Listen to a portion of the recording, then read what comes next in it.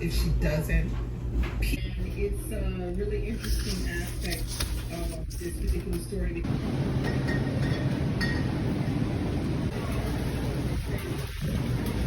Hey everyone, it's me. I'm making soup, so I thought I would talk to you.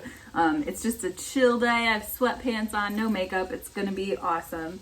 I started off my day by taking a bath and reading a little bit. The book I'm reading is the new Wendy Webb book, and so listen, if you're in the mood for something spooky and like Halloween-like, I feel like Wendy Webb is super underappreciated. My favorite book of hers is The Fates of Mercy Albin, which was a book that I basically wanted to like throw in the freezer because I was so terrified. This one is not as good already. I'm on chapter 13, 33% into it. And I don't remember when it comes out, but in the next couple weeks it comes out. And I also don't know the title because NetGalley like cut off part of it when it downloaded. But what do I need to do next on my recipe? Oh, I have to add flour. Okay. So let's talk about this for a second. I'm making sweet corn and green pepper chowder because I got these amazing pretzels from this bakery by my house, and I basically just was in the mood to have like some cozy soup this week for lunch and a pretzel because I need to like munch on something in addition to soup. So that's what I'm making, but I ran to the store really quickly to make it vegan because I'm not a vegan. It's okay for it just to be vegetarian, but all the dairy they included in here is like literally gonna kill me. Like I would be so sick if I ate this without making it vegan because dairy is the bit that I like can't. Like I can have little amounts, but basically a cheese dairy soup is not gonna cut it. So I ended up getting, well, I already had a lot of stuff, but I'm basically doubling the recipe so I'll have enough soup for the whole week, and then I am making it vegan. But as for the book I'm reading, it's different than what I expected because her stuff tends to be very much about like ghosts, and it's super like spooky, scary. I love it so much. The last book I read with her had to do a lot about relationships and family and stuff like that, but it was still about ghosts. So this one so far doesn't really seem to be very much about ghosts. Basically, I think that the author, Wendy Webb, I think she's from Wisconsin. So a lot of her books are set by like Lake Superior, which obviously Michigan also shares. I really like that kind of outdoor sort of setting. Let me see what's next. I added the flour. Slowly stir milk into pot. I don't know how much milk. Okay, it came with this much, 6.78 fluid ounces. So I guess I will just do that with almond milk. Where did I even, oh, I didn't even put my almond milk away. I just got original unsweetened, but I also have a vanilla unsweetened because that will be like more for oatmeal and stuff. So anyway, I'm not gonna measure, that's too much. This could be an interesting soup. Oh, I'm supposed to add it slowly and stir. Okay, so let's get back to this. This book is basically about these two siblings, their brother and sister, obviously. Well, I guess I didn't say that they're a boy-girl, but they're twins. And they basically went to their grandma's like lake house on Lake Superior, and I think it's on Lake Superior. And they're just hanging out there. They were supposed to go anyway around that same time, but unfortunately their grandma has passed away. And so basically the whole family is coming in, meeting at this house. So first the main character Annalise arrived, and she was living in France, or is living at France at the time the book opens. And then her brother is married. I don't think he has kids, but he lives in Chicago. So those are the two people, but then also like a little bit later their mom comes, and then a little bit later like their aunt, and so basically this whole family is just kind of meeting there, you know. All right, now what do I need to do? 1.5 cups of water, which actually should be 3 cups, right? If I'm doubling. Oops, that didn't sound good.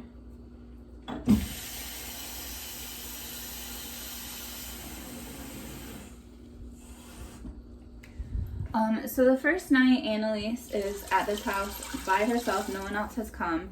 And she has like this crazy dream where she is all of a sudden like in the forest, and like she's surrounded by something. Like you don't really know. It's just like is it fairies or spirits or gods? Like I'm unclear on what she was surrounded by, but something that lives in the forest that they keep talking about.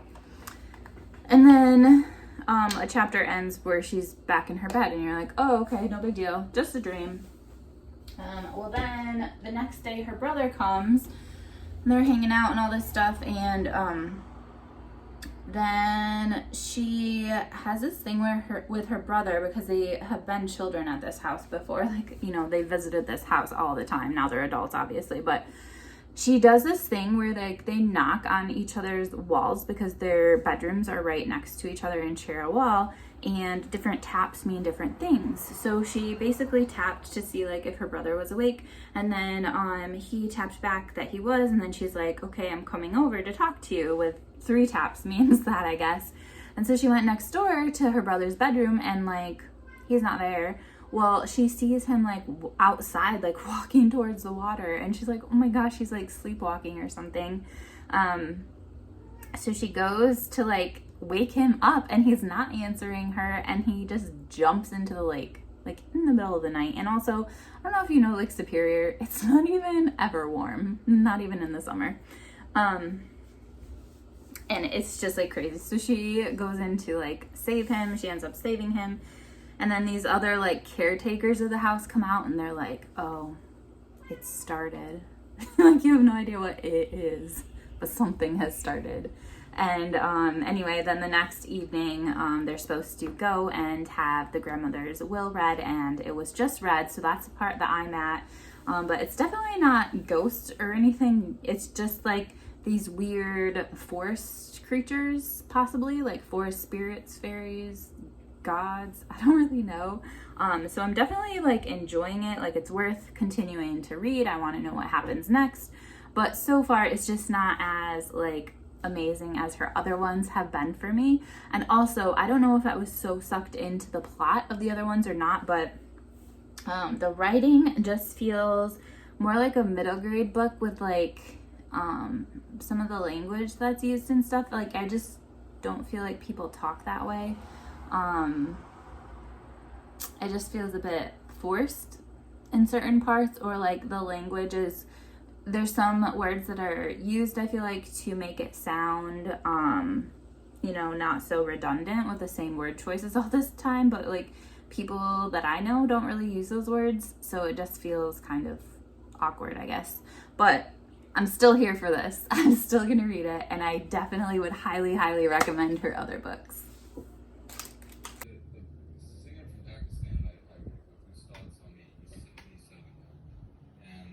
Amelia.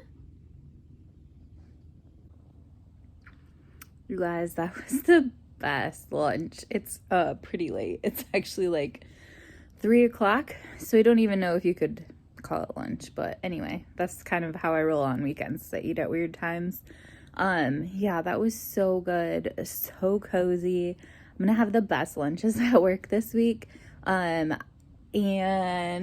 basically I have 2 hours until I have to go and get my 3rd COVID shot. This is like the booster. So I think I'm just gonna snuggle my cats, read, and just like soak up all the amazing soup that I just had and like chill.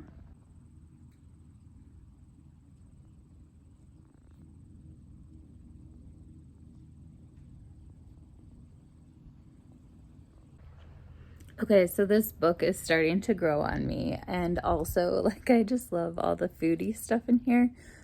It's not like, okay, it's a lot about food. This girl just went to this lawyer's house, and instead of just like meeting in his office, like, first of all, he has an office in his home, which is okay, whatever.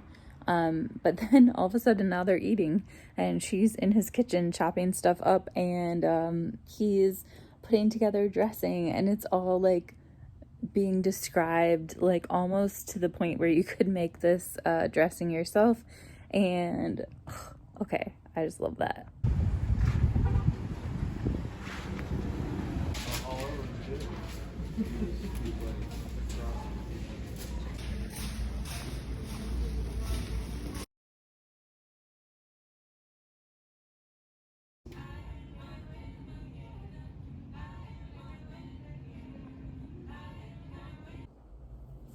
Done. So I finished the new Wendy Webb book, and I actually really liked it. I'm not sure if it's gonna be 3 stars or 4 stars, but it's definitely a really nice way to enjoy a fall day, and it was different than anything she had ever written before. And in the end, it really talks about how basically she wanted to go back to her roots. Her ancestors are from Finland, and so this kind of is like a Finnish folktale, or it's not a Finnish folktale, but it's like based on just kind of that idea of folktales and stuff like that. And so it was just like really cozy, takes place in nature. There's like magical sort of things in it, and yeah, I ended up really liking it, especially the way it ended. Oh my gosh, it was like perfect. So yeah, I feel like this is like 3 or 4 stars, but like a really, really good 3 or 4 stars. I can't decide. My arm is already hurting, from the flu shot. I got the flu shot in one arm, COVID in the other.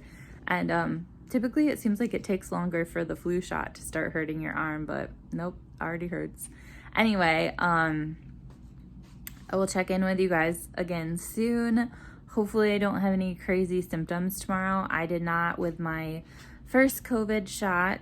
I did not really with my second one, although I did like go to sleep. Like I wasn't like extra tired or anything, but I went to bed at like my normal time, and then I ended up sleeping for like 12 or 13 hours, even though I didn't feel like I was extra tired before going to bed. So I think I'm gonna probably get to bed a bit early tonight, just in case that happens again, since I can't really just sleep in however late I want now that I'm working. But yeah, hopefully no fever or anything like that. But yeah, I hope you guys are all getting your jabs as you're able to and enjoying the start to your week. Talk to you soon. Bye.